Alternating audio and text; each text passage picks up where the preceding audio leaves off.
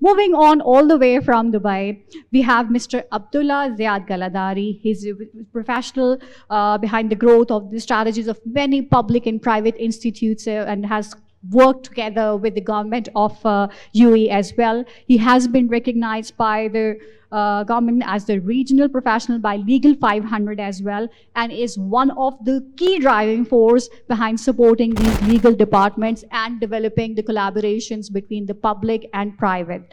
So we have with us Mr. Abdulla Ziad Galadari, Senior Partner, Galadari Advocates and Legal Consultants, all the way from Dubai for his keynote address. Can we please have you here?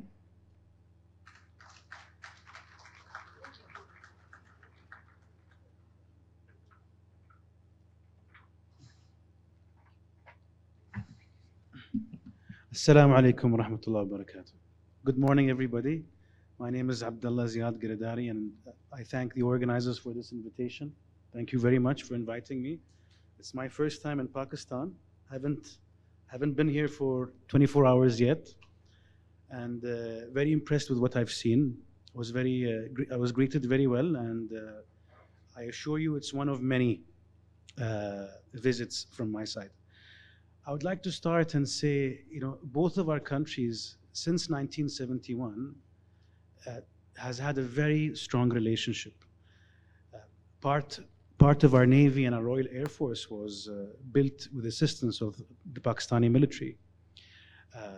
Even in the education sector, a lot of assistance, especially when the UAE was growing, came from Pakistan. And just a bit of facts and statistics. There are 1.8 million Pakistanis living in the UAE.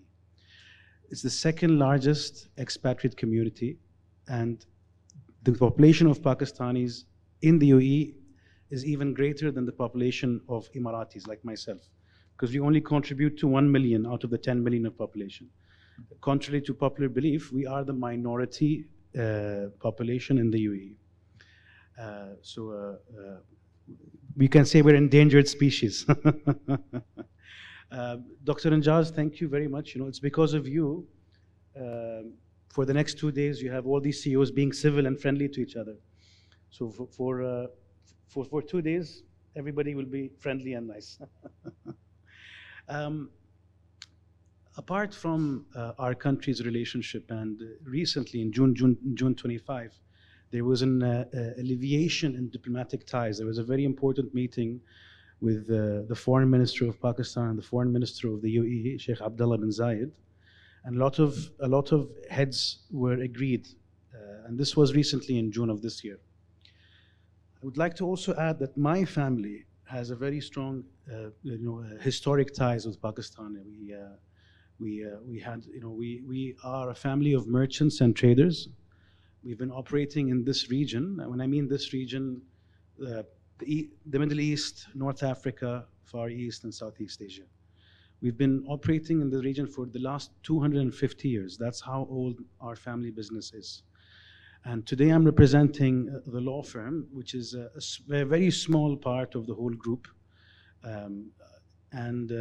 It's the second largest law firm in the Middle East as we speak today.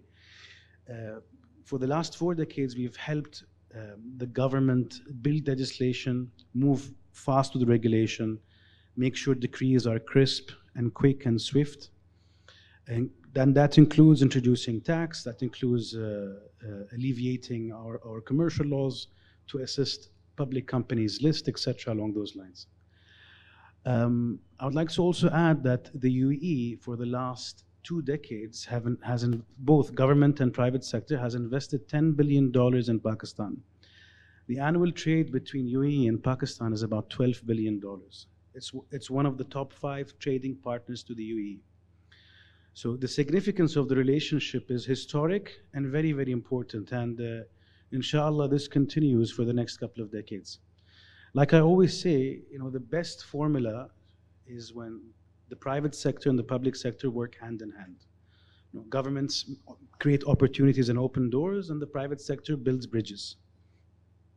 And that's what we've been advising the government for the last 4 decades, which we majorly contributed in the makeup and the legislation, to a point where we restructure states in their entirety. We restructure them from A to Z, the regulations, their local state regulations and how to adapt with federal regulations as well.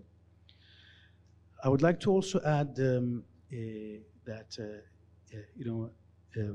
my new friend Ayub, like he said, coming to the UAE, the UAE is very friendly when you want to enter into a business venture.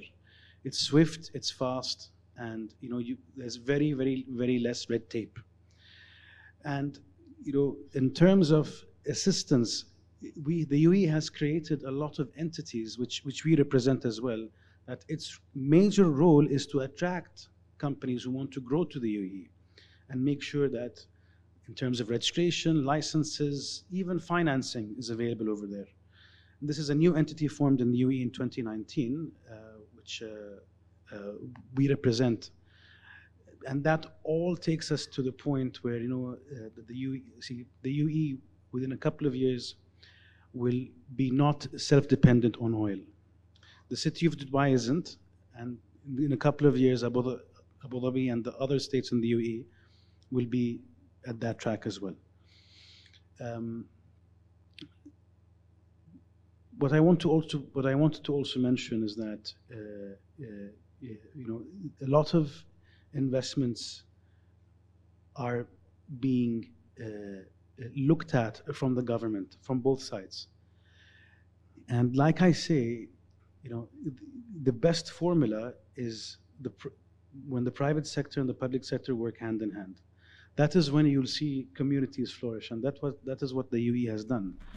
Now with Pakistan, with a very big population and even a bigger young population, youth population, it is in this region, Saudi Arabia and Pakistan has one of the largest growing youth population, which means that a lot of jobs needs to be created for them. And I'm really proud to say that I've seen both Saudi Arabia and Pakistan really speed up in terms of